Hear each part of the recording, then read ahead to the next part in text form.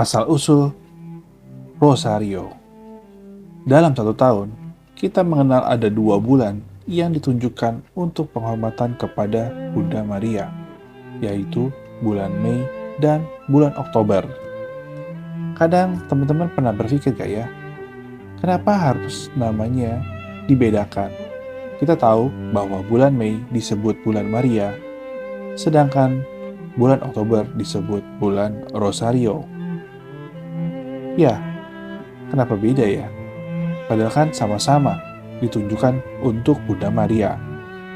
Nah, ternyata ini berkaitan dengan sejarah dan peran sosok Bunda Maria dalam kehidupan gereja zaman dahulu.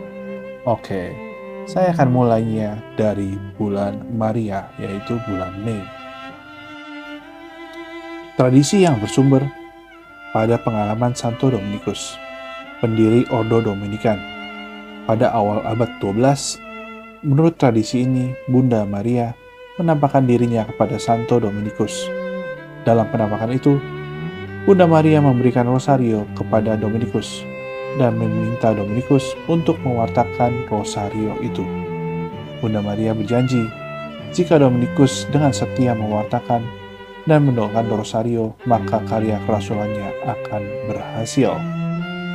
Saat itu, Santo Dominikus kebetulan sedang berjuang melawan kaum bidah Albigensian, suatu kelompok yang tidak percaya terhadap misteri kehidupan Kristus sebagai Allah yang menjadi manusia.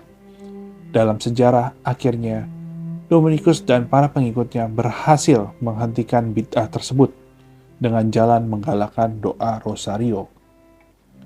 Tradisi ini juga menyebutkan bahwa Santo Dominikus adalah santo yang menyebarkan doa rosario seperti yang kita kenal sekarang.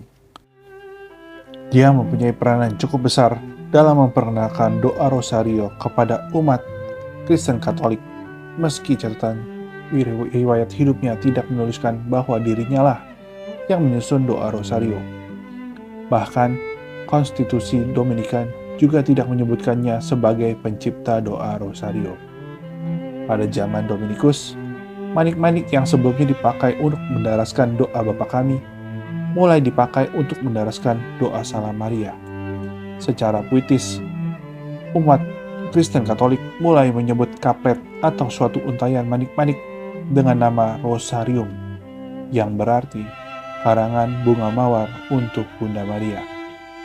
Dalam perjalanan waktu, doa Bapa Kami yang telah digantikan dengan doa Salam Maria dibagi dalam 3 lingkaran 50, kemudian dibagi lagi ke dalam 50-an.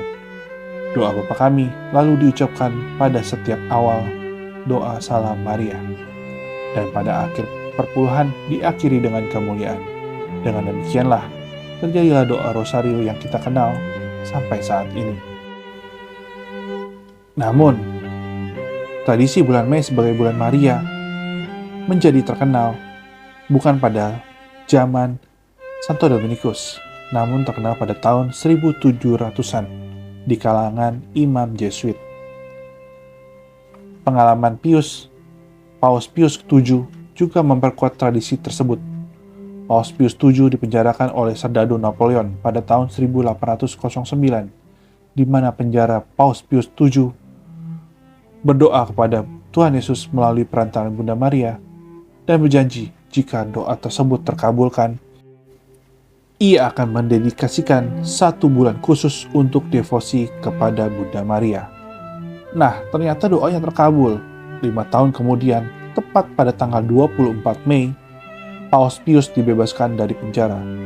Setahun setelahnya, Paus Pius VII mengumumkan perayaan Bunda Maria penolong umat Kristen Katolik. Pada tahun 1854, Paus Pius ke-9 mengumumkan suatu dogma, Maria terkandung tanpa noda.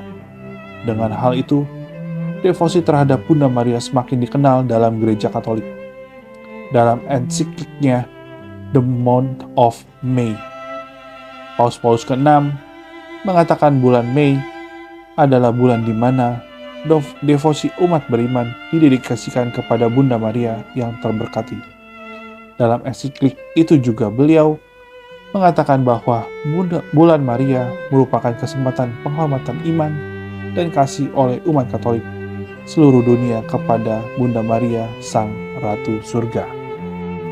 Nah, begitulah teman-teman sejarahnya bulan Mei sebagai bulan Maria.